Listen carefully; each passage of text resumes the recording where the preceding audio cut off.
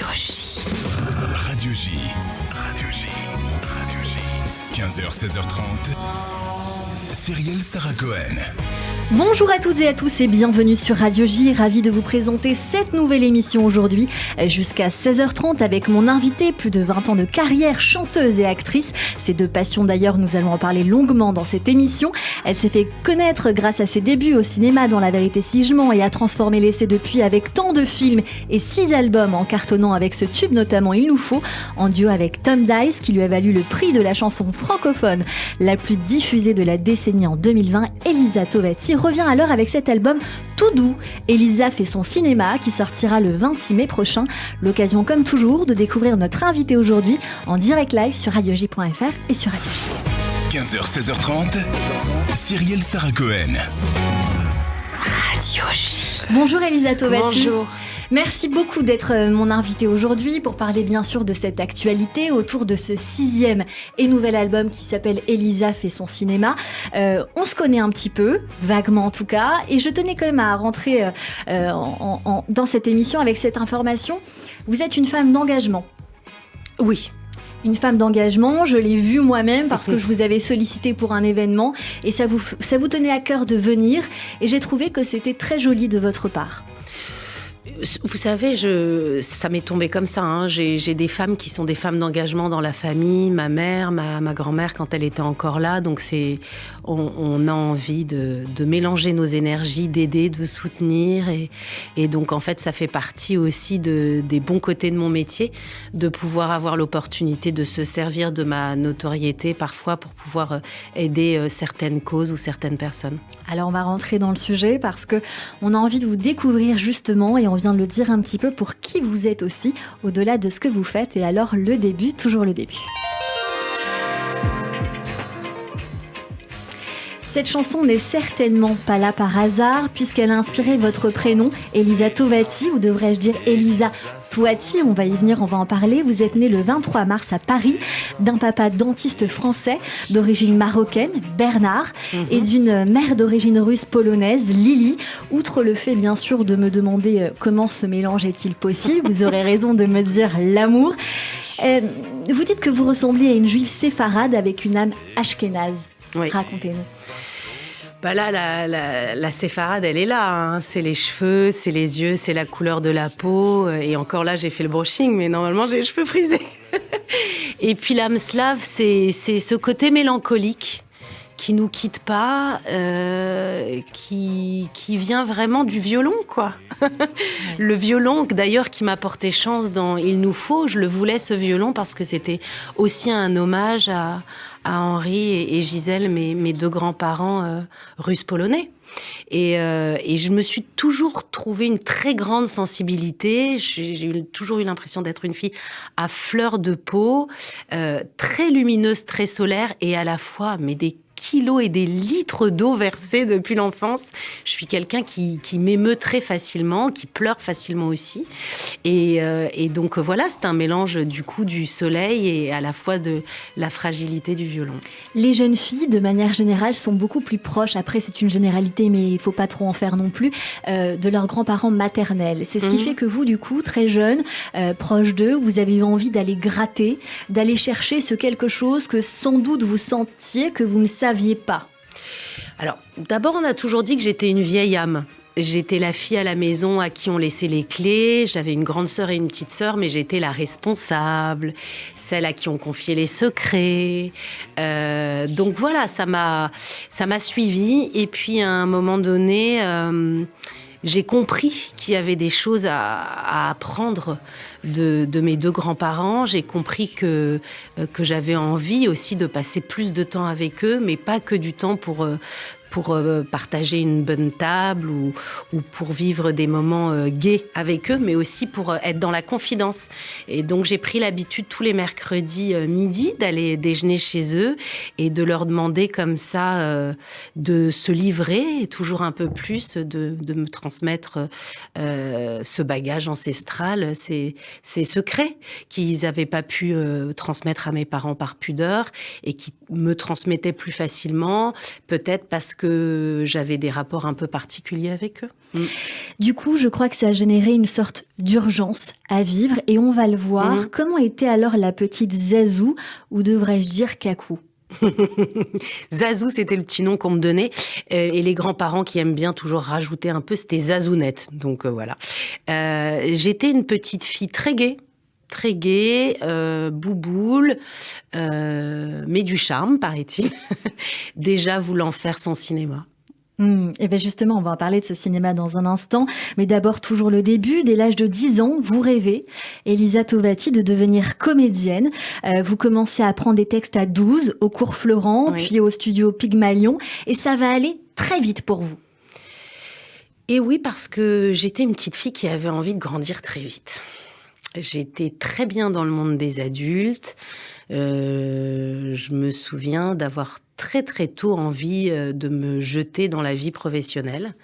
J'avais des parents qui étaient très tolérants, qui m'ont laissé faire ce que je voulais, même si aujourd'hui je me dis j'aurais préféré qu'ils me laissent pas. Vous remerciez vos parents pour toute la confiance qu'ils ont mis à l'intérieur de vous, Elisa Tovati. Mais finalement, quelque part, est-ce que vous sortez indemne du fait de travailler jeune, de travailler tôt, en voulant réaliser ce rêve, avec peut-être un premier rôle un peu violent? Sortir indemne, non. À l'époque, c'était une autre génération parce que je vais avoir 47 ans. Donc, j'ai commencé, j'avais 15 ans. Je suis contente qu'il m'ait fait confiance et à la fois me lâcher dans ce monde d'adultes. Je m'en suis pas rendu compte tout de suite, mais après coup, ça a laissé des séquelles. Alors pour vous, ça se passe bien. Pour d'autres personnalités, parfois c'est plus compliqué. Mais vous, votre premier rôle au cinéma, c'est pas n'importe lequel, quand même, Elisa Tovati. Macho, aussi appelé Huevos de Oro en Espagne, avec Javier Bardem, du réalisateur espagnol Bigas Luna, qui a notamment découvert l'acteur, et vous aussi au passage, en vous mettant le pied à l'étrier et pas des moindres. Tout d'abord, comment vous avez atterri dans ce film espagnol ? Incroyable, j'étais au cours Florent, j'avais trouvé un agent et on m'appelle un jour en me disant que Bigas Luna, donc il venait de faire un succès mais planétaire avec Ramon, qui était avec Penélope Cruz et Javier Bardem, cherchait la Penélope Cruz française.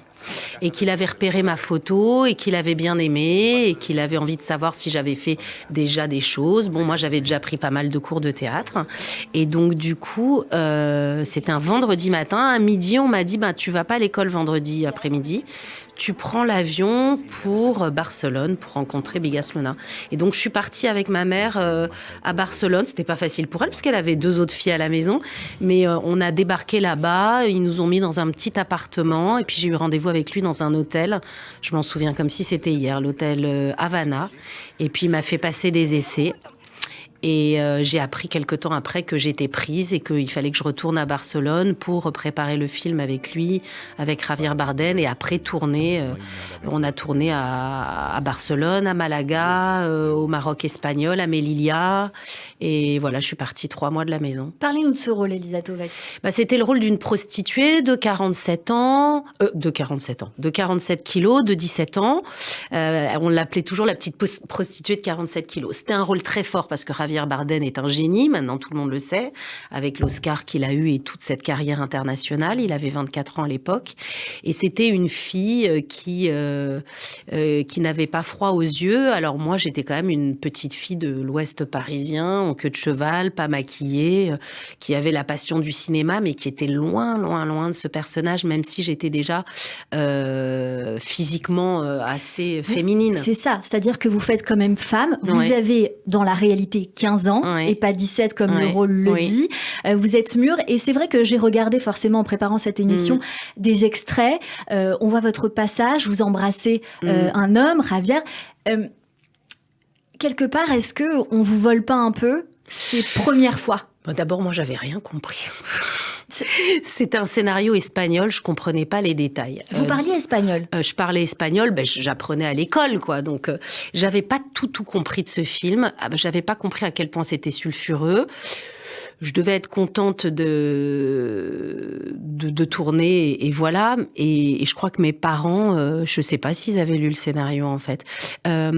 J'étais pas débile non plus. Je savais que j'avais le rôle d'une prostituée et tout ça, mais sur le moment, après, c'était plus compliqué que prévu. Je me souviens d'une scène absolument terrible, où c'était une scène où je devais faire l'amour avec Javier Bardem, où l'après-midi, j'étais dans ma chambre et je mangeais des gâteaux de panique à l'idée de cette scène qui allait arriver et que j'ai appelé ma mère en disant « Mais maman, comment on fait ?» C'est ça. Et qu'est-ce qu'elle vous a dit ? Je crois qu'elle m'a expliqué comment je pouvais faire pour faire la scène. Et je me souviens que Bigas Luna avait dit on répète. Et je lui avais dit, je t'en supplie, me fais pas répéter. Je te promets qu'à Action, je ferai ce qu'il faut faire. Il y avait un long dialogue et tout ça, mais je vais pas pouvoir répéter. Et j'étais pétrifiée de gêne. Ouais. Et c'est vrai que c'était pas forcément le meilleur souvenir que j'ai. Elisa Tovati, ce film, il va faire naître votre nom de famille, votre nom de scène finalement. C'est une erreur, le U devient un V. Et alors, vous allez enchaîner les rôles dans les séries télévisées que l'on a tant aimées et que l'on connaît. Premier baiser, Extrême Limite, Nestor Burma, Highlander et plus récemment Munch, mais aussi Navarro à l'époque. Et je crois que vous allez taper dans l'œil de Roger Hanin. Je ne sais pas si c'est à ce moment-là, vous allez nous le dire, mais aussi de Sophia Loren, puisqu'il y a Soleil. Oui, c'est ça. Et je me suis demandé comment vous étiez arrivé là. Je pense que Navarro peut-être a fait la passerelle, je ne sais pas. Peut-être, mais il cherchait la fille de Sophia Loren et on était 5-6 à avoir été sélectionnés. Je suis allée dans un grand studio de casting et Sophia Loren m'attendait autour d'une grande table. Il y avait une vraie caméra, des éclairages et les filles passaient les unes après les autres comme ça. Et je me suis assise à la table de Sophia Loren. On a fait des essais. Tout d'abord, je l'ai trouvée assez froide et tellement charismatique. Et après, j'ai appris que c'était elle qui m'avait choisie, qu'elle avait eu l'impression de retrouver la Sophia jeune dans mon regard. La Sophia plus jeune. Voilà. Ce film, il faut le dire quand même, et j'insiste, il est inspiré de l'histoire de Roger Hanin, de sa jeunesse à Alger dans les années 40. Vous êtes Mounette. Comment était Roger Hanin ? Est-ce qu'il était bienveillant avec vous ? Est-ce que vous avez des souvenirs de ce tournage qui est quand même très loin, certes, on est sur les débuts. Très très bon souvenir de Sophia Loren qui m'invitait dans sa suite les jours où on travaillait pas pour me faire des pâtes, pour me raconter la vie. On plaisantait ensemble quand il y avait des scènes. Elle faisait exprès de décrocher mon soutien-gorge juste avant le moteur pour créer de la complicité, des rires. Ça a vraiment été un bonheur de bosser avec elle. Philippe Noiret, je l'ai trouvé exceptionnel. Il jouait mon père. Un charme fou. Je me suis bien entendue avec lui. Roger Hanin, j'ai aimé travailler avec lui et à la fois, il m'a bloqué sur quelque chose qui a fait que je garde pas un très très très très bon souvenir finalement. C'était quoi ce blocage ? De m'avoir forcé à travailler le jour de Kippour. Voilà. Ouais. J'avais pas pensé quand j'ai eu le planning et il y avait un jour de tournage, c'était Kippour. Et je lui ai demandé si on pouvait faire quelque chose que je voulais pas travailler et j'ai pas eu d'autre choix que de travailler. C'est bizarre quand même pour lui qui est d'obédience aussi. Oui, mais lui, il mangeait du chocolat ce jour-là. Je me souviens, il mangeait du chocolat. Et je me souviens que c'est la première fois de ma vie. Et après, ça s'est reproduit malheureusement, où parfois on n'a pas le choix. Même si à chaque fois que je travaille obligatoirement le jour de Kippour, je jeûne quand même. Et je me souviens que ça m'avait fait beaucoup, beaucoup de peine et que ça avait cassé un petit truc entre lui et moi. Ouais, j'imagine et je comprends bien pourquoi.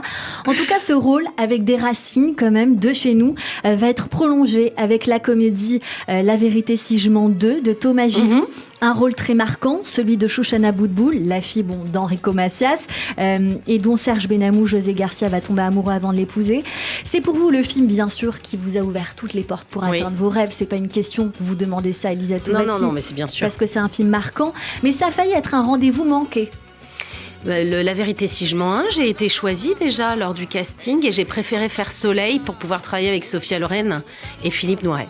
Et donc quand on m'a proposé pour le casting 2, je me suis dit de toute façon ils doivent avoir une forme de rancœur que j'ai refusé le 1 et ils vont pas me prendre. Et si, ils m'ont prise.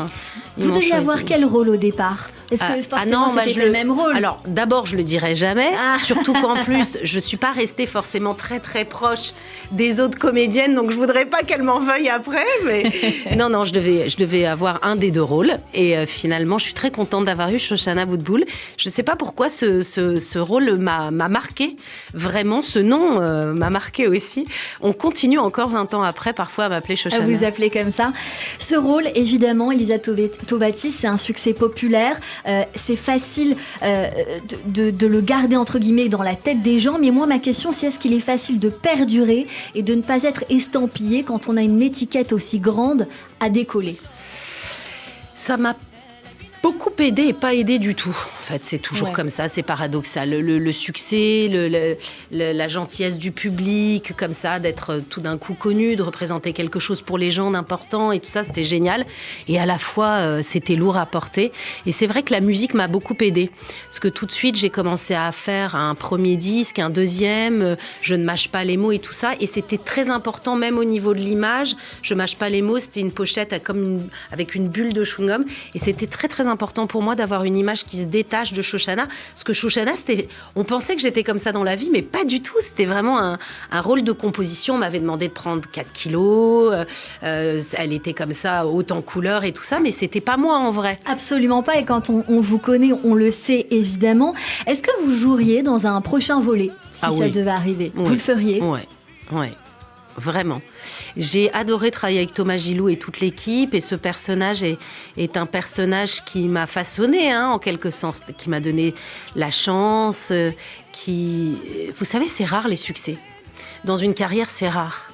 Quand on en a un premier, on se dit il va y en avoir d'autres, et puis un succès comme La Vérité si je mens, je l'ai eu, je crois, avec 99 francs de Yann Kounen, le film avec Jean Dujardin. Mais adapté du livre de Frédéric Becbédé. Mais j'en ai pas eu 10 000 qui ont eu des millions de spectateurs comme ça.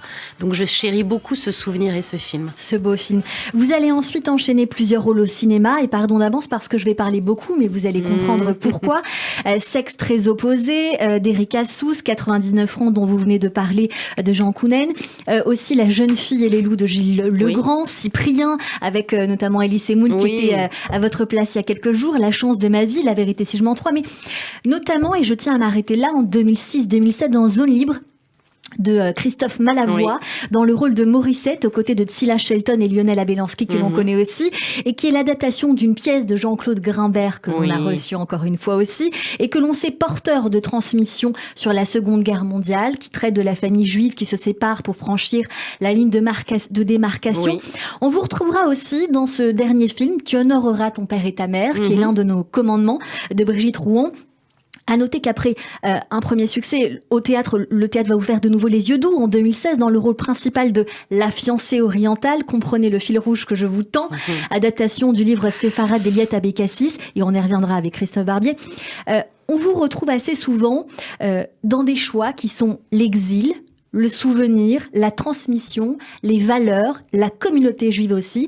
Des thèmes que vous avez beaucoup joué, Lisa Toubati, ou en partie. Pourquoi ? Parce que j'ai l'impression qu'on a ce devoir de transmission et de mémoire. Et que je suis là pour ça, et que j'ai vraiment l'impression d'avoir un bagage très important qui m'a été transmis et qu'il faut que je transmette. D'ailleurs, dans tous ces rôles-là, je les ai pas faits avec des involtures. Je me souviens pour Zone Libre, on voulait me mettre un ventre en mousse parce que Mounette est enceinte quand elle essaye de se cacher des Allemands et qu'elle va se cacher en zone libre. Et je leur avais demandé si j'avais la possibilité d'avoir des poids dans le ventre pour ressentir tout ce qu'elle a ressenti, elle, quand elle a dû partir et s'enfuir avec un vrai bébé dans le ventre. J'avais envie de souffrir sur ce tournage. J'avais envie de vivre vraiment... il faisait très froid d'ailleurs, il faisait moins 2 degrés, mais j'avais envie de comprendre ce que mes ancêtres ont pu vivre. L'angoisse des Allemands qui frappent à la porte du camion quand vous êtes caché en dessous et que le bébé bouge et tout ça. La fiancée orientale, c'était important pour moi parce que ça m'a réconciliée avec le monde séfarade. Eliette est quelqu'un d'exceptionnel qui a écrit ce livre et cette pièce de théâtre passionnante, et j'ai compris énormément de choses du caractère de ma grand-mère Yvonne et de mon grand-père Gilbert, donc ça a été très important pour moi. Et puis dans un monde où il n'est pas très bon de clamer haut et fort ses convictions, ses religions, etc., moi, c'était important de dire à quel point j'étais fière d'être ce que je suis, une jeune fille moitié-moitié, comme on dit, juive et fière de l'être, même si je suis traditionnaliste et que je suis pas très pratiquante. J'ai été façonnée par tout ça, par toute l'histoire de ma famille, des deux côtés, et c'est essentiel d'en parler. Une envie d'incarner ce qu'on Ouais. vous a raconté aussi. Et alors la musique, évidemment, Elisa Tovati. D'abord, puisqu'on parle de ça, un album partagé où vous êtes avec Julie Zenati sur Méditerranéenne. Ah C'est oui, un peu c'était beau, ce la transition magnifique. J'en ce parlais projet. avec elle encore ce matin. Elle me Eh ben, disait vous voyez, je le savais pas. cette chanson, L'Exil, quelle chanson incroyable. Et l'exil dont je viens vous parler. Donc Oh c'est là là. assez fou. La chanson reste, je crois, l'une de vos plus grandes passions, si ce n'est peut-être la plus grande, qui est arrivée comment d'ailleurs, Elisa Tovati? J'adorais chanter et jouer la comédie, mais comme je suis une boulimique de travail, je me suis dit que le cinéma me nourrirait pas assez dans ma vie et que comme j'avais beaucoup d'idées et que j'aimais être à la genèse de projets, écrire des scénarios, faire de la réalisation, écrire des textes et tout ça, je me suis dit juste me glisser dans la peau des personnages, c'est trop étriqué pour moi. Et je me suis dit qu'à travers la chanson et de pouvoir vraiment prendre un projet d'un bout à l'autre, ça serait chouette. Et donc en fait d'alterner les deux, ça me permettrait de plus travailler et d'avoir une vie riche. Eh bien, on va le voir, parce que vous allez sortir un premier album en 2002, Ange étrange, s'en suivront Je ne mâche pas mes mots, dont vous nous avez parlé tout à l'heure, Le syndrome de Peter Pan, Cabine 23, Le cœur et la locomotive, Défi émotive, et puis ce dernier album dont nous allons parler, Elisa fait son cinéma, qui sort le 26 mai prochain. On en parle dans un instant, mais d'abord, un medley de vos succès. Super. Sache que je vois les hommes avec des yeux d'enfant. J'ai le syndrome de Peter Pan. Dis chérie, tu m'aimes un peu des mois. Il n'en reste que 6. You and I, close together. Et si on tortue au droit, je me retrouve toujours en toi. J'ai tout le temps, tout le temps. Take me far away. SOS, aidez-moi. Comme une bouteille jetée à la mer. SOS, aidez-moi. Répondez à mes appels de détresse. Oh, je me vois crever sans tendresse. J'appelle à la... Vous restez avec nous, on continue cette émission avec Elisa Tovati pour son album Elisa fait son cinéma. Il sortira le 26 mai prochain. Dans un instant, on poursuit également cette émission avec nos chroniqueurs qui nous rejoignent pour découvrir les goûts culturels qui en disent long sur notre invité. Et tout de suite, bien sûr, le rappel des titres sur Radio J.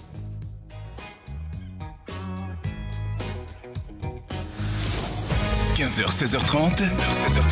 Cyrielle Sarah Cohen. Radio J.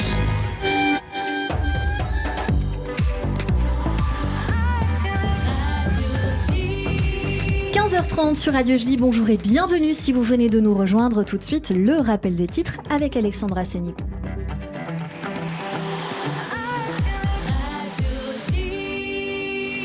Rebonjour Alexandra. Rebonjour Cyrielle, à la une de l'actualité en Israël, le président de l'État Yitzhak Herzog affirme que nous sommes plus proches que jamais d'un projet d'accord pour la réforme judiciaire. Il a réuni environ 100 maires et conseillers municipaux ce midi afin de promouvoir une ébauche de négociations concernant la réforme.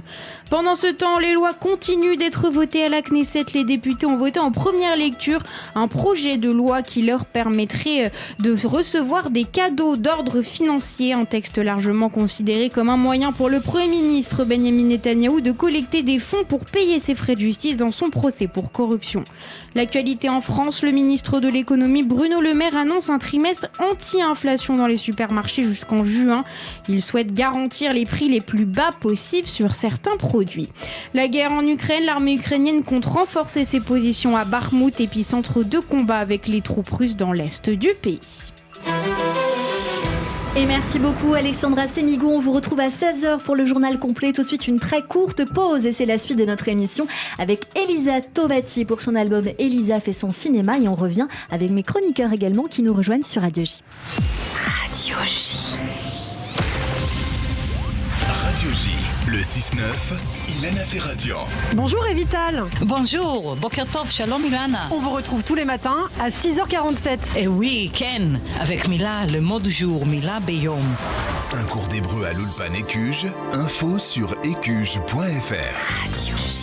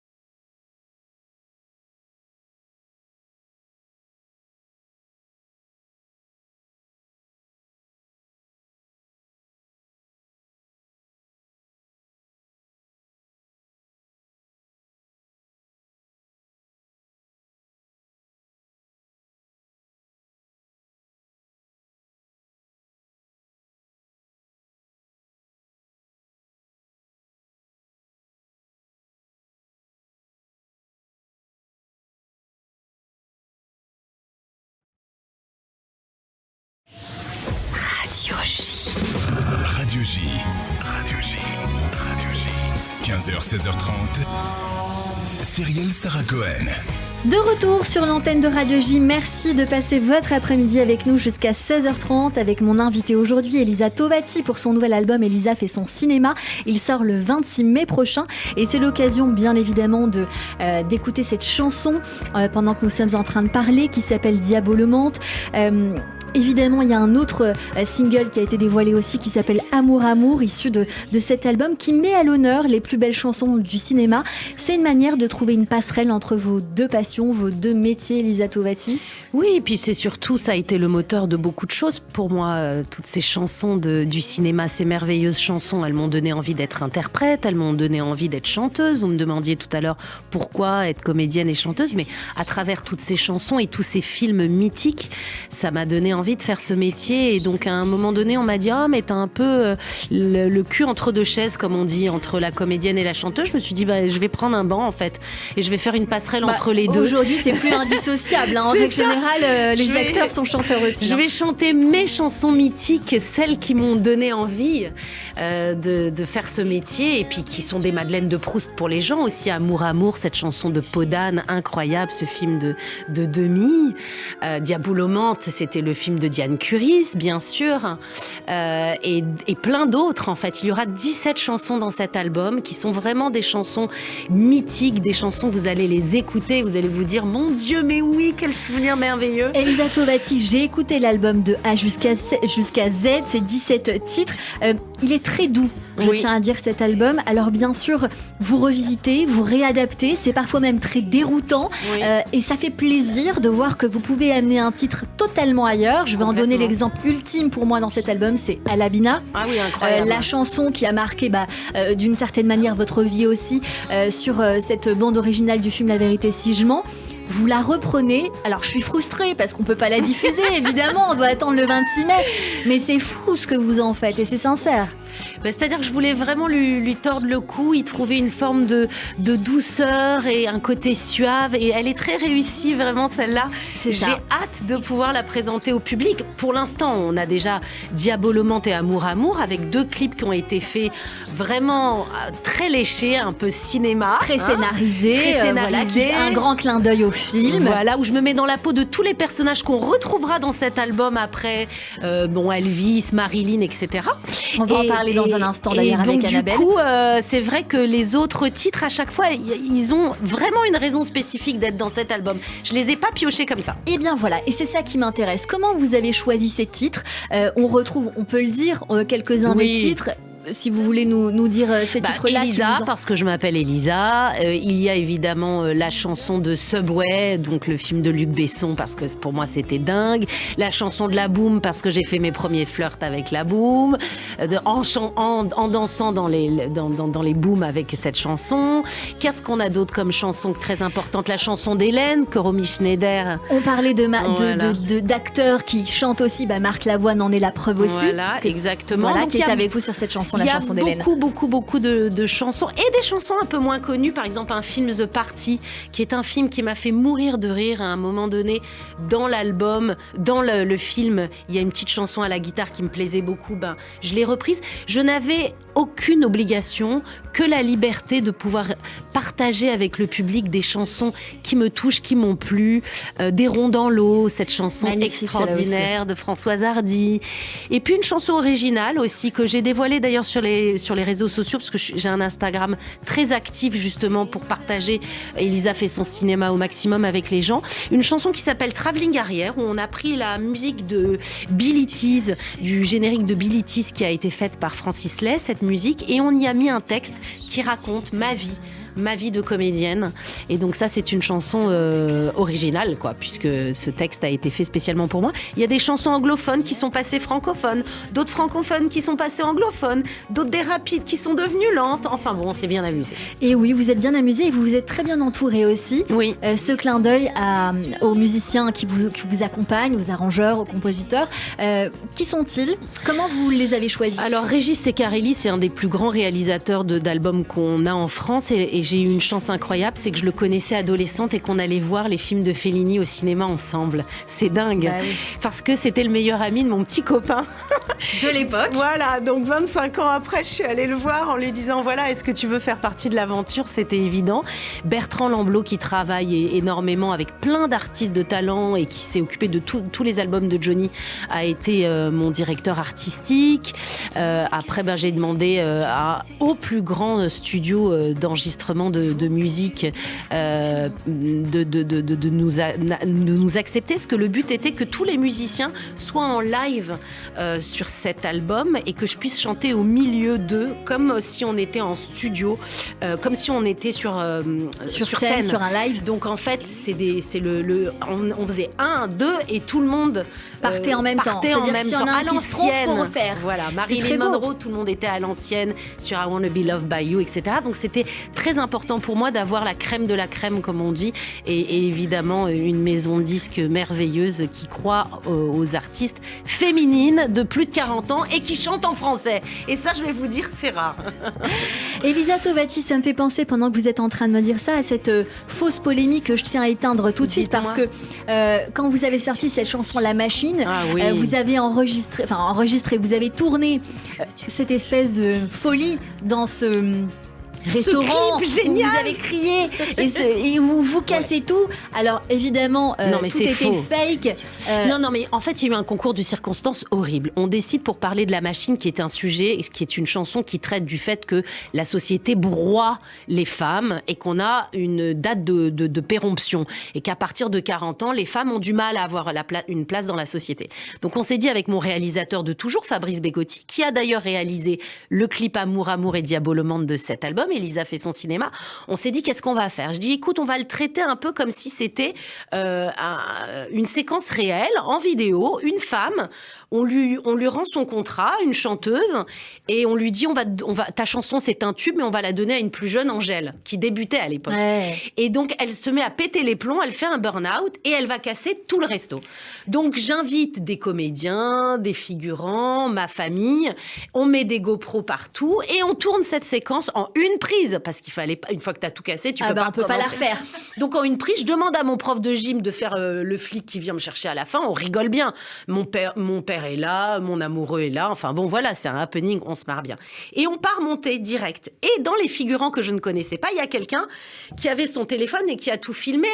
Parce que j'avais demandé que tout le monde filme pour faire genre « il se passe quelque chose, on filme » et tout ça. Oui. Et le mec, il a balancé sur les réseaux sociaux sans expliquer cette vidéo. Et en moins de 6 heures, 200 000 personnes l'avaient vue, pensant que moi, vraiment, Elisa, la comédienne, avait cassé complètement un restaurant et avait pété les plombs. Et j'ai eu beau tout de suite dire, je vous en supplie, c'est un tournage de comédienne, c'était trop tard. Elisa Tovati, excusez-moi, mais c'est aussi la manière de voir votre jeu d'actrice où vous faites votre cinéma. Oui, c'est ça. Et donc, c'est très bien joué. Alors, il y en a qui disaient, mais non, c'est vrai, regarde, elle pleure, elle crie, elle hurle et tout. Et d'autres qui disent, mais non, nanana. Enfin bon, c'était faux. Je me suis retrouvée avec BFM, Le Parisien, Le Figaro, Le Monde m'appelait, moi, en salle de montage. Mais j'ai rigolé. Mais non, il faut pas rigoler. Parce qu'en fait, j'ai rigolé et j'ai pas pris le téléphone en disant, attendez, je monte mon truc, c'est n'importe quoi. Mais une fois, quand j'ai ouvert mon téléphone et qu'il était minuit, il y avait maintenant 400 000 personnes qui l'avaient vu. On m'appelait des États-Unis, d'Israël, de partout. J'ai été obligée d'aller faire un démenti et un communiqué de presse aux Parisiens. J'ai dû faire le JT de BFM pour m'expliquer. Non mais véridique. Hein. Et encore aujourd'hui, les gens pensent que j'ai été protégée par quelqu'un et que j'ai vraiment défoncé un restaurant. Les journalistes sont même allés voir le resto pour savoir s'ils portaient plainte. Mais le mec, il dit, mais j'ai été payé, c'était un tournage.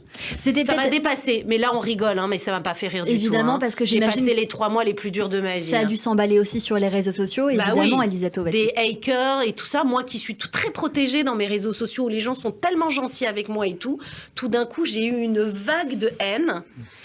Eh ben, j'ai vécu ça très mal, en fait. On va transformer ça en vague d'amour, Elisa Tovati, parce que j'imagine qu'on va peut-être bientôt vous retrouver sur scène pour parler de cet album. On vous suit sur les réseaux sociaux, toujours évidemment, pour annoncer ces dates qui, bien sûr, j'imagine, sont pour bientôt. Dans cette partie d'émission, on va parler aussi de toute la culture du moment, ou bien d'avant, selon vos goûts, pour découvrir des choses que vous affectionnez, qui vous ressemblent ou qui pourraient vous plaire. et mes acclamations, mon enthousiasme. Viva notre bienfaiteur. Olé, olé, olé.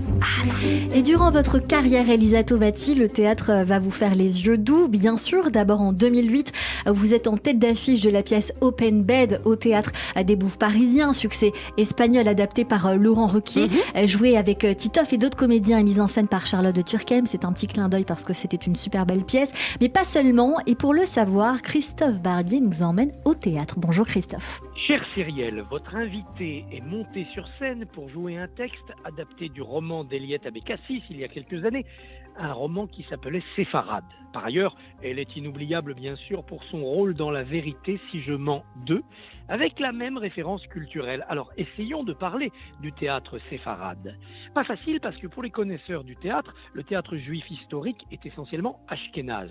Les spécialistes considèrent en effet que le théâtre de culture séfarade est secondaire, marginal, car issu de pays où la culture du conte a escamoté la culture de la vraie pièce à multiples personnages. Pourtant, au XIXe siècle, on signale la présence de troupes théâtrales professionnelles dans de nombreuses communautés séfarades, ce qui témoigne d'un vrai attachement populaire pour l'art dramatique.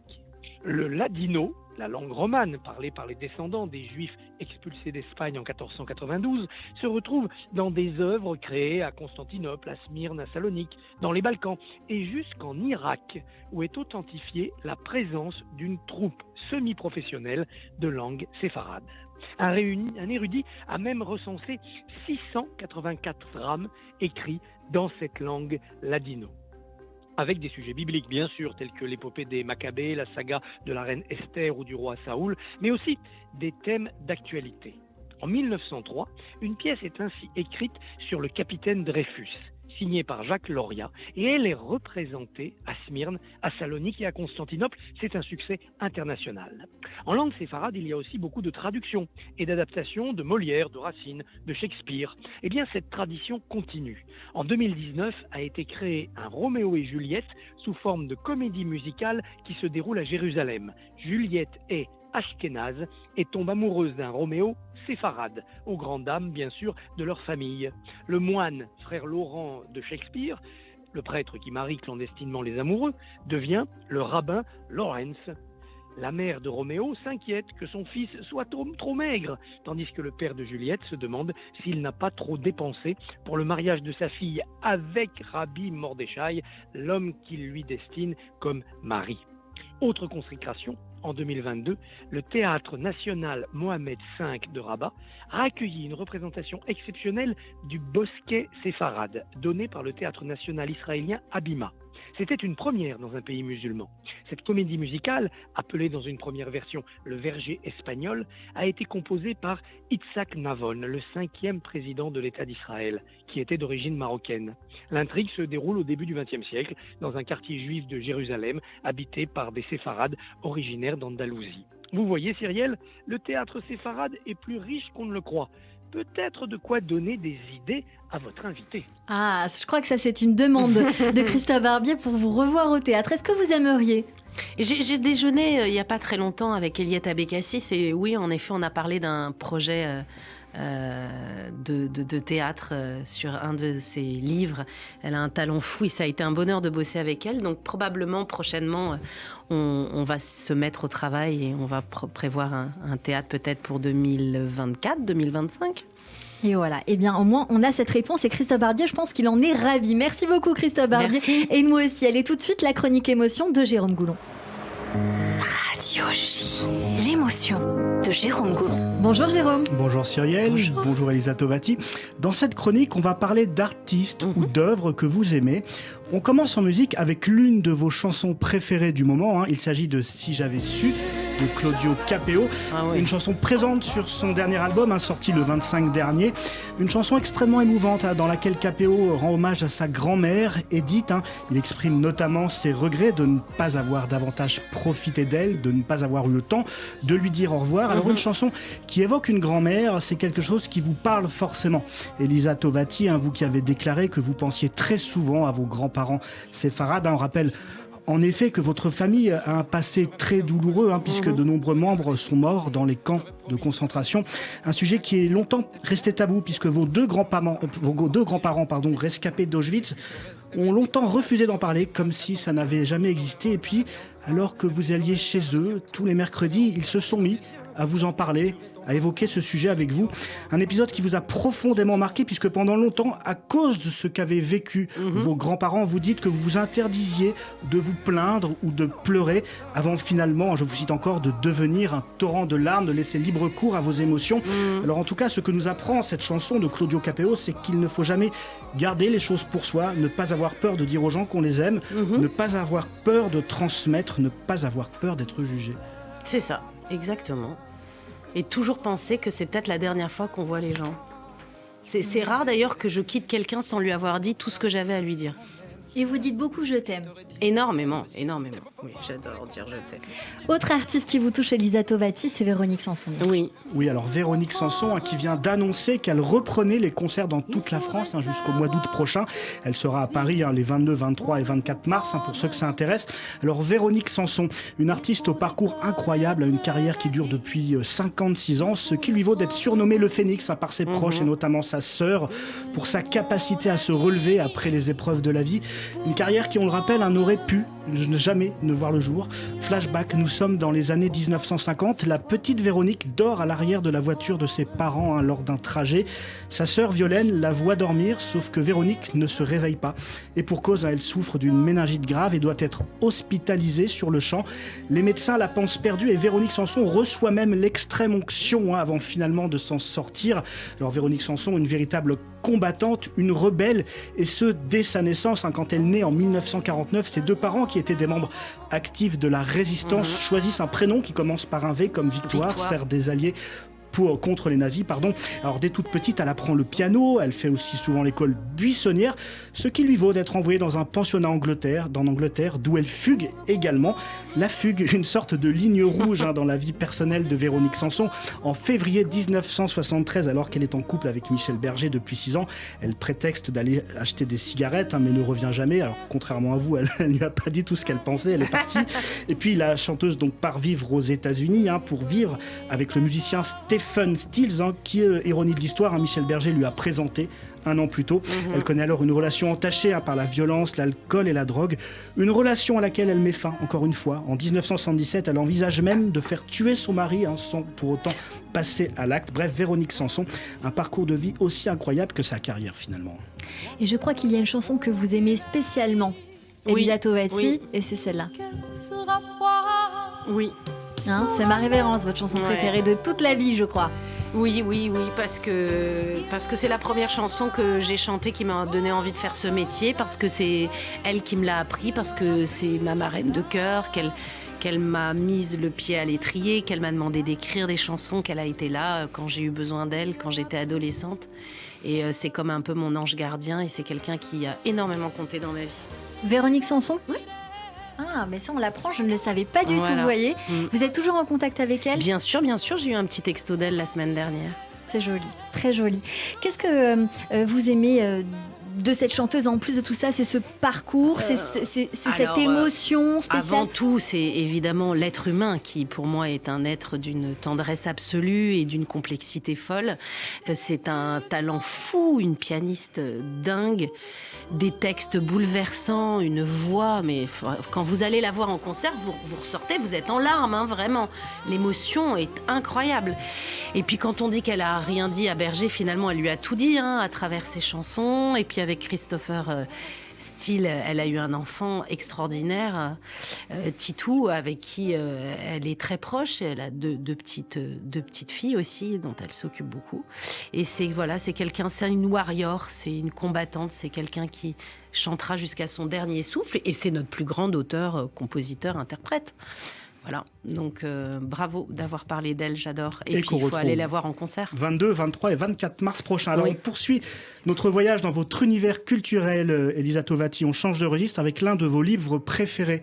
Il s'agit de Je suis une sur deux de Goulia Foy. Je ne sais pas si je prononce bien, Goulia Foy, c'est ça. Foyce, c'est la sœur de Marina Foyce, donc... Alors un livre bouleversant, donc paru en 2020, et dont la couverture interpelle, puisqu'on peut y lire « J'ai eu de la chance, j'ai eu un bon viol ». Un titre ironique, évidemment. Alors je resitue le contexte. Dans ce livre, Julia Weiss, journaliste, raconte le viol dont elle a été victime. La jeune femme a 20 ans au moment des faits. Et alors qu'elle se trouve sur un parking, un inconnu l'attrape, la viole dans un champ. Dégoûtée par ce qu'elle vient de subir, elle a le réflexe de se laver. Problème, ça efface les traces d'ADN et le viol ayant eu lieu dans un champ, il n'y a aucun témoin. La jeune femme porte plainte, mais son violeur présumé est acquitté aux assises, faute de preuves et de témoins. Une décision de justice que la victime prend comme une seconde claque, d'autant qu'après le procès, son violeur vient la voir en lui disant « Bon sans rancune, je vous laisse imaginer ce qu'on peut ressentir dans ces moments-là ». Alors dans ce livre, qui est une sorte de thérapie pour elle, elle raconte donc son traumatisme, mais aussi son parcours judiciaire et les clés qui lui permettent de surmonter ce drame. La journaliste s'interroge évidemment sur cette société qui offre l'impunité judiciaire à son bourreau, rappelant qu'une femme sur 2 a subi des violences sexuelles et que plus que jamais, la parole des femmes doit se libérer, une cause qui vous est chère. L'écrivaine s'adresse aussi évidemment aux autres victimes pour leur rappeler qu'elles ne sont ni seules ni sales, ce sont ces mots. Un discours nécessaire quand on sait par exemple que 30% des victimes de viol seulement osent en parler à leur famille et que 70% des plaintes pour violences sexuelles sont classées sans suite. Exact. Ça se passe de mots là, je crois. On est retourné par ce que vous venez de nous expliquer, Jérôme Goulon. On termine avec du cinéma cette fois-ci. Votre dernier coup de cœur, Elisa Tovati. Oui, alors ce coup de cœur, c'est La Nuit du 12 de Dominique Moll. Un thriller franco-belge sorti en mars 2022 et qui a remporté pas moins de 6 Césars le 24 février dernier, dont celui du meilleur film. Alors qualifié par certaines critiques de film français, enfin franco-belge, le plus fort de l'année, ce long métrage est directement inspiré d'un fait divers avec en toile de fond, là encore, les violences faites aux femmes. Là encore, malheureusement, j'ai envie de dire. Dans le film, Johan, un policier de la PJ de Grenoble, est obsédé par l'assassinat de Clara Royer, une jeune femme de 21 ans brûlée vive alors qu'elle revenait d'une fête entre amis. Un crime qui restera non élucidé et qui est donc tiré d'une histoire vraie, celle de Maude Maréchal, c'est bien de citer son nom, 21 ans, dont le corps calciné a été retrouvé à Lagny-sur-Marne dans la nuit du 13 au 14 mai 2013, sans que son meurtrier n'ait jamais pu être identifié. Oui. Aujourd'hui encore, c'est un cold case. Alors on le voit comme avec le livre de Julia Weiss, ce film traite d'un crime fait à une femme qui n'aura jamais été punie. L'occasion de rappeler que plus que jamais, la parole doit être libérée, que le silence doit être brisé et que les femmes victimes de viol ou de meurtre ou de violence ne doivent plus être écoutées, être plus écoutées mortes que vivantes. Comme le dit une citation qui n'a pas d'auteur mais que je trouve très belle, le féminicide a pris le pouvoir sur une humanité trop silencieuse en ôtant la vie à celle qui était censée la porter. C'est ça. Et c'est pour ça qu'il ne faut pas être silencieux. Et nous, les femmes, on a le devoir de soutenir et de parler des femmes, parce que sinon on le fait pas, qui va le faire? Et donc Marina Foïs donc a cette sœur Julia qui est une femme extraordinaire, une journaliste fantastique. Et moi, ce qui m'a plu, évidemment, elle raconte ce viol qui est atroce, mais ce qui m'a plu, c'est cette femme, c'est cette guerrière, cette combattante. Elle a dit, il a eu mon corps, mais il n'aura pas ma vie. Et elle s'est battue. Et quand vous voyez ces interviews à la télé ou même sur les réseaux sociaux, elle donne envie aux femmes de se battre. Et je trouve que c'est une porte-parole exceptionnelle pour cette cause, pour comprendre le viol et comment ça fonctionne, ce système judiciaire. Donc, en fait, oui, l'histoire est glauque, mais elle est fabuleuse. Je l'adore, cette femme. J'adore écouter ses interviews. Et puis, ce film, La Nuit du 12, c'est un grand, grand film. Vraiment, ce film est magnifique. Et combien de meurtres et de fémicides ne sont pas élucidés ou ne vont pas jusque l'enfermement des bourreaux? C'est incroyable. Là, en fait, il y avait tellement d'hommes qui pourraient être coupables que finalement, personne n'est coupable et personne ne va en prison. Il y a des pistes partout, mais on n'a jamais trouvé qui a tué cette pauvre jeune fille qui s'est faite brûler vive en rentrant chez elle un soir. C'est quand même incroyable, quoi. incroyable. Et justement, mercredi, c'est la journée internationale de la femme. Gisèle Halimi, c'est ça aussi, on va rendre un hommage, c'est ça que vous vouliez nous dire? D'une part, mais on aura Sarah Barraud comme invitée justement sur le sujet, qui vient de sortir un livre, qui sort ce jour-là, 125 et des milliers. Voilà, c'est un livre qui sort aux éditions HarperCollins France et dont une partie des bénéfices sera reversée à l'Union nationale des familles de victimes de féminicide. Donc évidemment, qu'on parlera bien longuement de ces sujets qui nous intéressent évidemment. Merci beaucoup Jérôme Boulon. Merci. On va poursuivre en musique et on va écouter Diabolomante de A jusqu'à Z et on revient évidemment avec le journal sur Radio J. Super.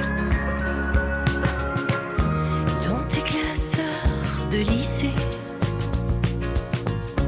il y a tes rêves et tes secrets.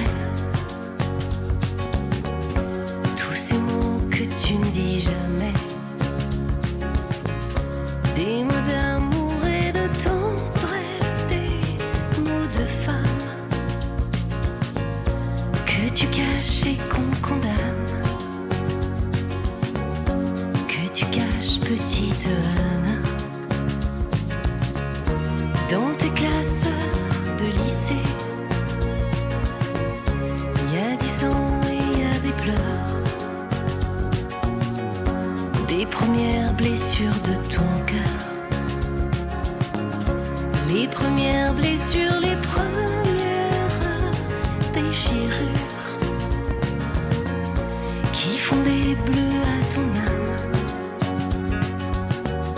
qui font des bleus, petite Anne.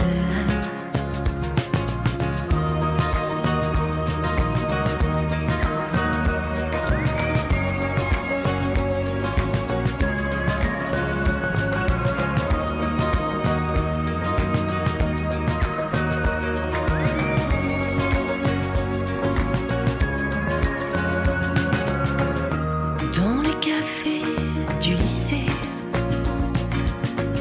faut que tu bluffes, que tu mentes. Radio J.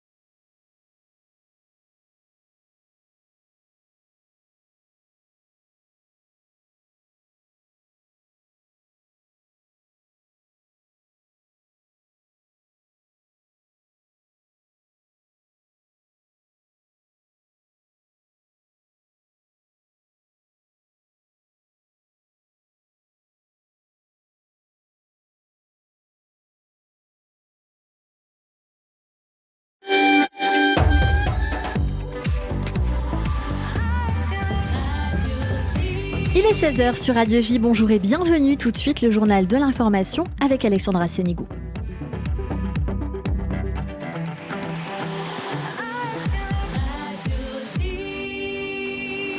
Bonjour Alexandra. Bonjour Cyrielle. À la une de l'actualité en Israël, le président de l'État Yitzhak Herzog affirme que nous sommes plus proches que jamais d'un projet d'accord pour la réforme judiciaire. Maintenant, cela dépend de nos dirigeants, de la coalition et de l'opposition, de leur capacité à se montrer à la hauteur de l'ampleur du moment. C'est ce qu'il a déclaré ce midi. Les chefs des partis d'opposition menés par Yair Lapid et Benny Gantz affirment de leur côté que la coalition doit d'abord arrêter sa marche législative avant que le dialogue ne puisse avoir lieu.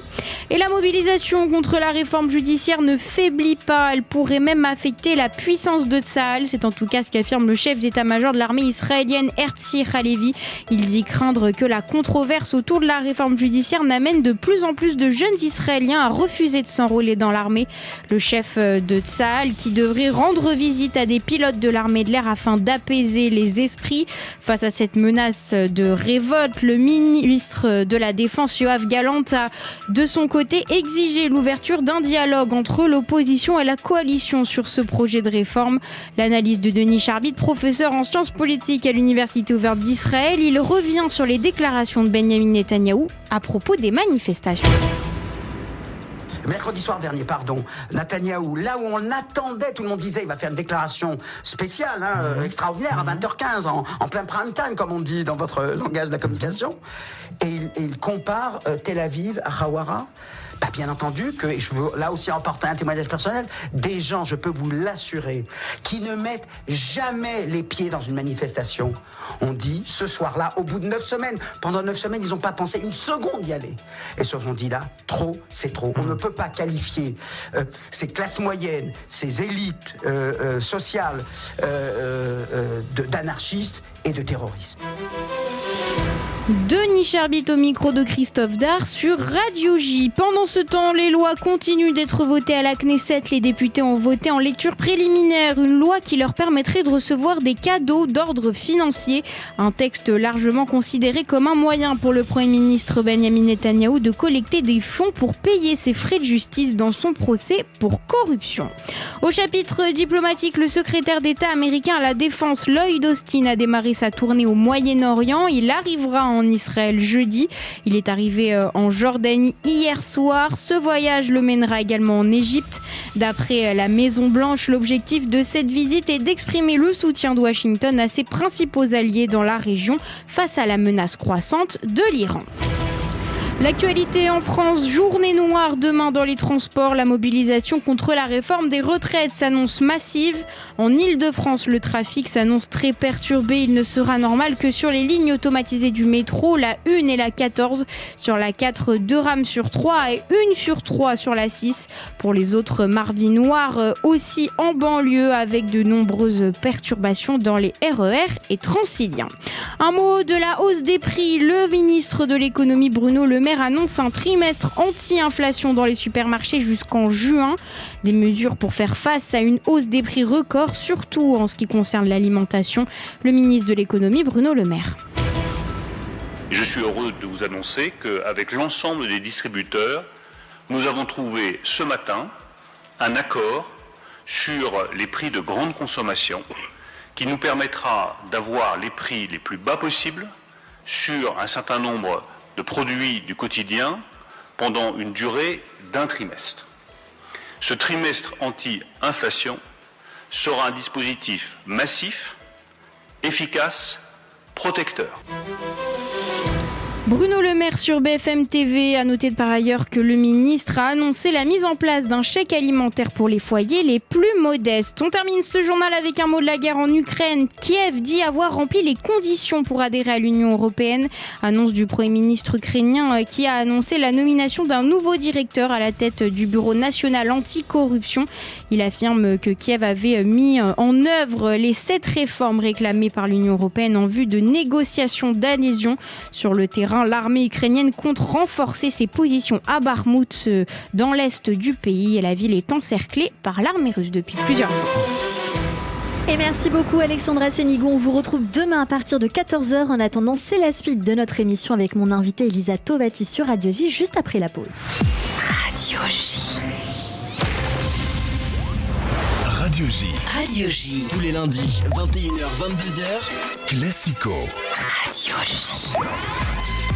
Classico reçoit Julien Cazard. Bonsoir Julien. Bonsoir. Elle s'appelle Claire Arnoux. Bonsoir Claire. Bonsoir, je n'ai peur de rien. Bonsoir Daniel Riolo. Bonsoir. Paul de Saint-Cernin. Bonsoir. Salut les amis, ça va? Claude Puel, bonsoir. Bonsoir. On vous attend ce soir dans Classico. Coup d'envoi, 21h. Radio J.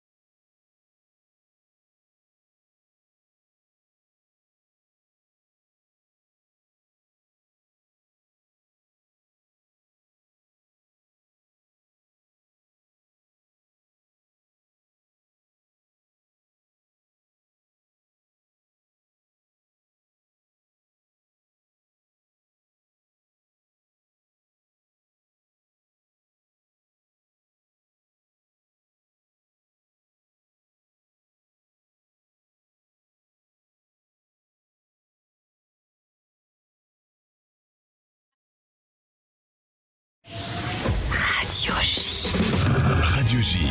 Radio J. 15h, 16h30. Cyrielle Sarah Cohen.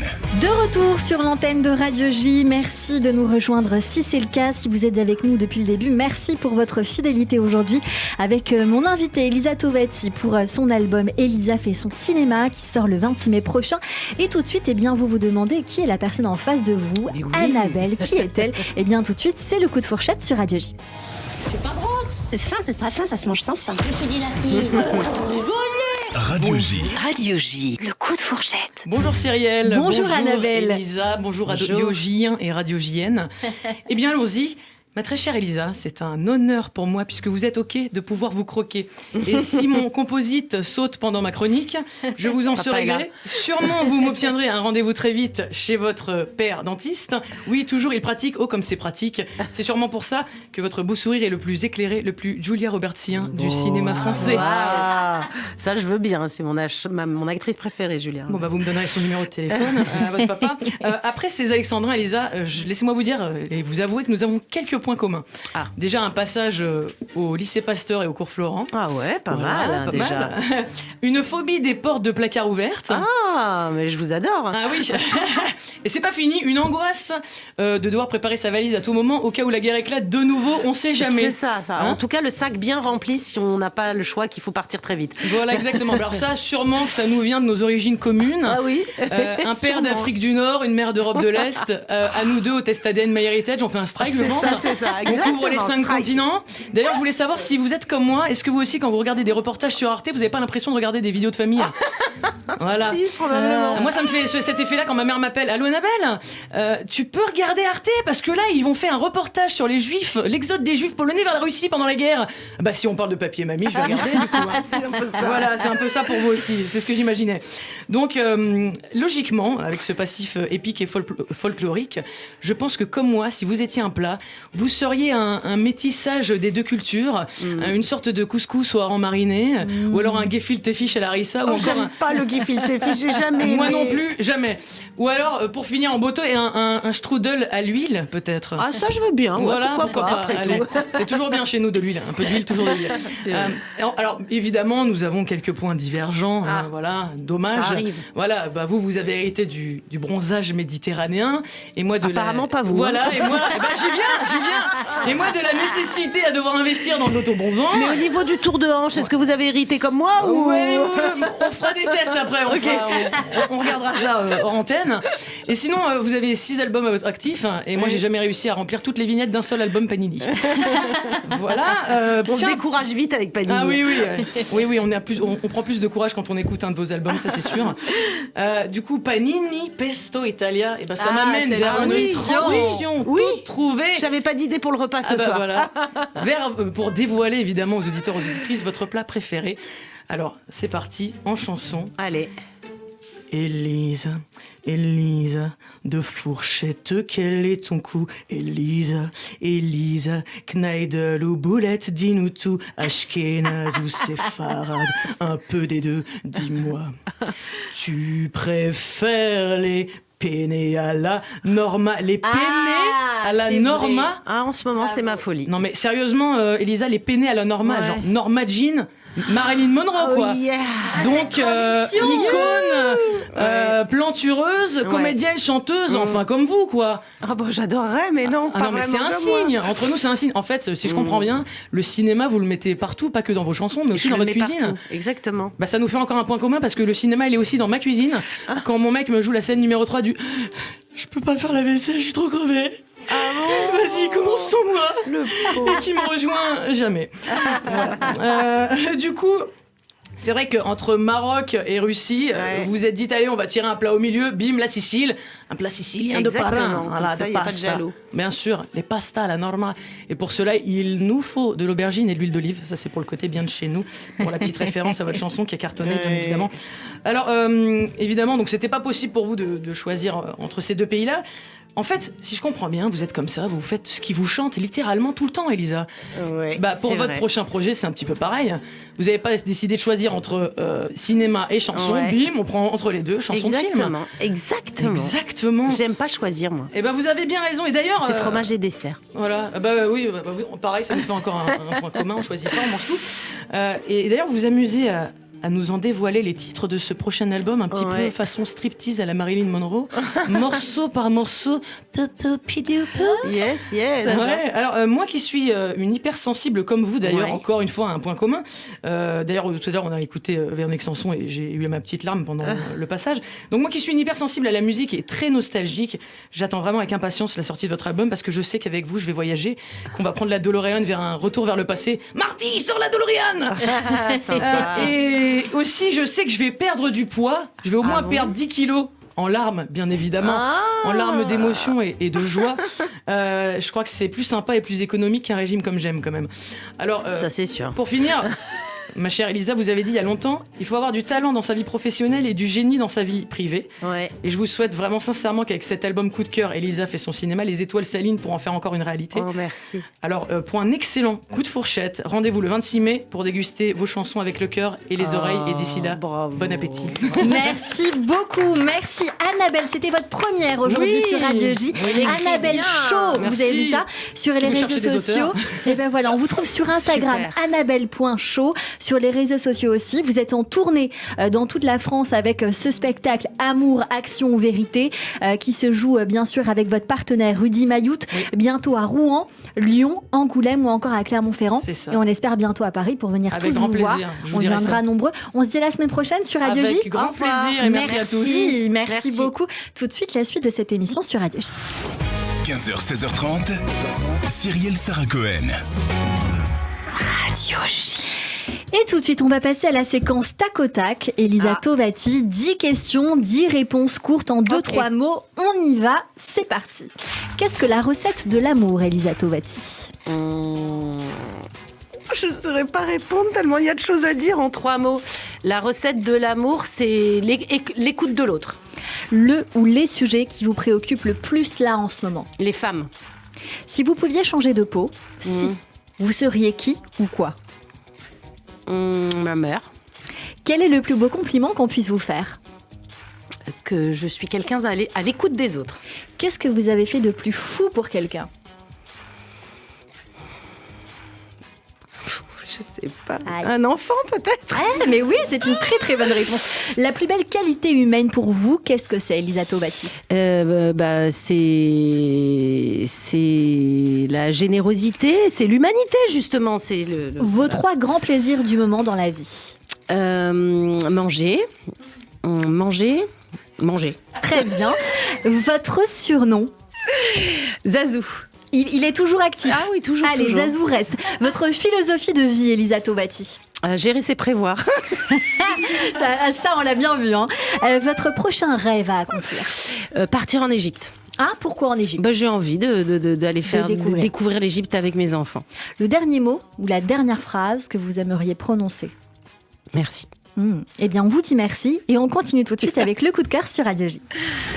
15h, 16h30, Cyrielle Sarah Cohen. Radio J. Dans un instant, un coup de cœur en direct, Cynthia Léon avec son titre Stéréo. On découvre et on en parle avec elle sur Radio J. On a dit faut pas s'attacher, mais on est comme deux notes bien accrochées. Vue sur la mer et nos baisers, playlist italienne.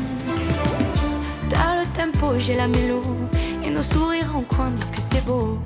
Mes chaînes d'or frôlent tout beau. Parce qu'on inspire, on expire le même air. Corps contre corps, on se tait. Quand t'es plus là, c'est le grand désert. Le vertige d'investige qu'on se laisse. Cœur contre cœur, on se sait. Et nos corps forment une fresque. J'étais dans la tête, dans la peau, comme une chanson dans la radio. Y'a quoi dans la tienne, mais des mots. J'peux t'entendre en stéréo. J'étais dans la tête. J'étais dans la tête. Si je mets le micro sous ta bouche, me chanteras-tu ce qui te touche? moi je t'écoute à l'arlésienne. Lorsqu'on inspire, on expire le même air. Corps contre corps, on se tait. Quand t'es plus là, c'est le grand désert. Le vertige t'investige, qu'on se laisse. Cœur contre cœur, on se sait. Et nos corps forment une fresque. Car j'étais dans la tête, dans la peau, comme une chanson non pas radio. Y'a quoi dans la tienne, mais des mots. J'peux t'entendre en stéréo. J'étais dans la tête, dans la peau, comme une chanson non pas radio. Y'a quoi dans la tienne, mais des mots. J'peux t'entendre en stéréo. J'étais dans la tête, tête, tête. J'étais dans la tête, tête, tête. J'étais dans la tête, j'étais dans la peau, sous le soleil, en stéréo. J'étais dans la tête, dans la peau, comme une chanson dans ma radio. Y'a quoi dans la tienne, mais des mots, j'peux t'entendre. Et vous êtes en train d'écouter Stéréo de Cynthia Léon sur l'antenne de Radio J. Bonjour Cynthia. Bonjour, je suis ravie d'être là. Et Merci. moi je suis ravie que vous soyez là parce qu'on a mis du temps à réussir à se voir. Et donc c'est ça qui est assez fou parce que vous disiez il y a quelques secondes, on dit tout aux auditeurs, que vous étiez ravie que ce soit Elisa Tovati aujourd'hui avec vous sur Radio J. Pourquoi ? Complètement, mais parce qu'en fait il y a des liens malgré tout. C'est-à-dire il y a toute, moi je suis une grande fan de cinéma, amoureuse de musique. Et puis là je suis face à une actrice chanteuse qui en plus là sort un projet pour rendre hommage à ça et rendre honneur. Je trouve la connexion assez folle. Assez folle. Et promis, c'était pas préparé. Il faut dire que votre premier EP s'appelle Movie Star. Oui. Là aujourd'hui, Elisa Tovati vient pour cet album qui s'appelle Elisa fait son cinéma. Enfin voilà, ça ne s'anticipe pas. C'était pas possible. Merci beaucoup d'être mon invité aujourd'hui. Alors vous venez de Arles. Oui, c'est ça. Hein, pas loin, pas très loin de Montpellier, qui est un peu chez moi. En tout cas, on est d'accord. Donc obligé de le dire évidemment. Vous êtes influencé par beaucoup d'univers très différents. Le rap, la variété française. Aujourd'hui, c'est un titre, comme on fait de plus en plus en ce moment, on sort un titre et puis le trimestre d'après ou 3 mois après, 2 mois après, un autre titre. Ce titre Stéréo, parlez-nous-en, comment il est venu, est-ce que vous l'avez écrit, auteur, compositeur, interprète, comment ça s'est passé ? Oui, c'est ça. En fait, moi, j'écris et je compose mes chansons et je commence toujours avec un piano-voix. Et en fait, ce titre, il est né en plein été. Voilà, j'ai rencontré quelqu'un, je me suis dit, oh tiens, et tout. Et puis ça commençait à s'écrire, c'était assez instinctif.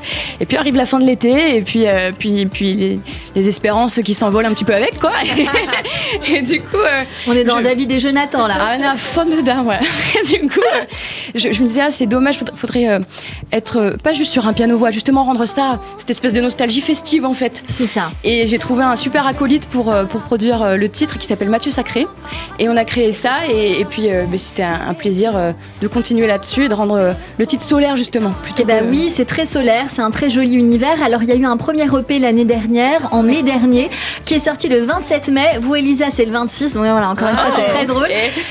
Voilà, des sonorités très modernes, l'urbain, la variété. Là, on est quelque chose de plus pop solaire, on va dire ça comme ça. Il faut dire aussi que vous êtes influencé par d'autres artistes, mais que, chose qui n'a rien à voir, vous avez une actualité qui est assez jolie à raconter. Vous êtes choisi par une grande marque pour être ambassadrice d'un clavier. Oui, c'est ça. On peut dire ça. Oui. Ces derniers mois aussi, il y a eu un partenariat avec MK2. Oui. Et ça se raconte parce que vous avez aussi été lauréate d'un tremplin qui a fait découvrir beaucoup d'artistes que j'aime beaucoup moi, comme Fleur Benguigui, qui est connue sous le nom L'Impératrice, qui est un groupe, Bon Entendeur, Offenbach ou encore Leslie Medina. Qu'est-ce qu'on peut faire pour vous, Cynthia Léon? Est-ce que vous avez une demande à faire? Est-ce que vous avez envie, je sais pas, j'imagine que vous êtes en indé? Ben oui, voilà, c'est ça. Donc qu'est-ce qu'on cherche à ce moment-là? Eh ben un label avec des belles personnes. Vraiment, je privilégie vachement les valeurs humaines. Donc j'aimerais un bon entourage. Pour l'instant, je me dis step by step. Bon j'ai fait des bonnes rencontres, d'autres un peu moins folles quoi. Et là pour l'instant, j'ai l'impression d'avoir le bon entourage et il me manquerait cet accompagnement de personnes qui y croient. Et qui ont envie de pousser le projet. Est-ce que vous avez un tourneur? Non. Eh ben, je vous dis bravo, parce qu'il y a 3 dates qui sont programmées. On a le droit de le dire? Je crois que oui, je sais pas. Il y a une date au 3 Baudets le 9 mars, c'est ce jeudi, donc on va venir vous voir. Il y a une autre date au Cargo à Arles, qui est le 13 mai. Vous êtes en tête d'affiche et vous êtes en première partie de quelqu'un que vous aimez beaucoup, Elisa Tovati, qui est Claudio Capéo. Oui, il y aura quelques premières parties de Zénith à la rentrée, donc ça c'est un magnifique cadeau. Ouais, ça c'est incroyable, c'est une équipe que j'adore. Comment ça s'est passé? Comment se fait repérer repéré pour faire une première partie? Et ben, en réalité, moi, j'avais fait une émission qui était The Artist sur France 2, présentée par Nagui. Oui. Et un soir, il y a dans le jury Claudio Capéo. Oui, je me souviens le soir où il est venu. Et ben voilà. Et ben ça s'est fait comme ça. Rencontré comme ça. Ouais. Et il y avait ses équipes. Donc moi, je cite Gilou, Pato. Enfin, vraiment des personnes en or entière. J'adore. Coucou Gilou. J'adore. Et c'est vrai qu'il y a eu des atomes crochus directs. On s'est trop bien entendus. Et ils ont été grave dans le soutien, à vraiment aimer, à écouter et puis à vachement parler du projet autour d'eux comme ils pouvaient, donner de la force. Et il me dit, franchement, on essaiera toujours de t'aider comme on peut. Là, magnifique cadeau, quoi. Donc, Eh ben oui, et c'est un magnifique cadeau que vous nous faites de venir. Il faut garder cet univers absolument solaire, Cynthia. Il faut continuer d'écrire. Il faut bien s'entourer, évidemment. Mais bravo déjà pour là où vous en êtes. Merci. Le fait de pouvoir chanter, de faire des dates et de continuer à écrire, etc. Vous êtes très suivis aussi sur les réseaux sociaux. Plus d'1 million de streams, plus de 40 000 auditeurs par mois. Voilà, beaucoup de choses que je sais sur vous, mais je vais laisser les auditeurs venir découvrir. Merci. Je vous ai découvert totalement par hasard dans mes souvenirs, je crois. Instagram et compagnie. C'est l'objectif. Donc ça veut dire que voilà, votre communication est bonne. Il n'y a plus qu'à faire le reste derrière et en espérant que quelqu'un nous écoute pour vous accompagner. Bonne chance. Merci mille fois. Merci beaucoup. Merci Cynthia Léon d'avoir été notre coup de cœur sur l'antenne de Radio J. Et je rappelle encore une fois, si aussi vous voulez vous faire découvrir votre musique, passer pour la première fois à la radio parce que c'est valorisant aussi de faire écouter son univers et de pouvoir ensuite partager sur les réseaux ou même son projet si c'est pas de la musique, vous pouvez bien sûr nous le faire en nous écrivant sur le site de Radio J ou sur Instagram. Venez me trouver avec grand plaisir. Je ferai un bonheur de faire découvrir votre univers. Tout de suite, le portrait de l'invité sur Radio J. Radio J. 15h, 16h30, Cyrielle Sarah Cohen. Radio J. Radio J. Le portrait psychologie. Et oui, comme d'habitude, à la fin de cette émission, on a pour habitude de débriefer tout ce qu'on s'est dit. Et Sandy Boulanger est à ma gauche aujourd'hui. Bonjour Sandy. Bonjour. Et je sais, je vous connais et je sais que vous avez passé un moment délicieux, très riche. Délicieux, vraiment délicieux. Ça avait commencé déjà quand on s'est rencontrés avant de rentrer dans le studio. Et je suis ravie de cette émission que nous avons passée ensemble. Alors j'aurais beaucoup de choses à dire, mais en fait j'ai envie d'avoir un ton très calme aujourd'hui. Moi qui suis d'habitude assez péchue, j'ai envie de vous offrir toute ma douceur, Elisa. Vous êtes une femme engagée dont la notoriété peut servir aux actions humanitaires. Alors vous avez une grande sensibilité que vous dites à fleur de peau.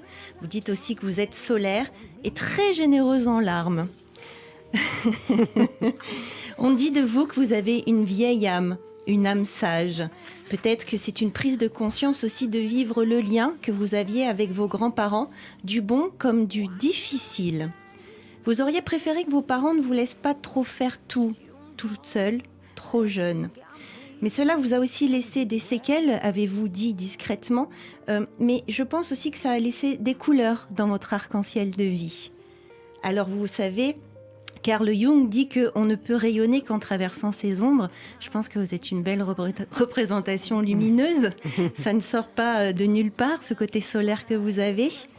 Vous acceptez de vivre les paradoxes de la vie, Elisa, avec humilité, mais aussi beaucoup de pudeur.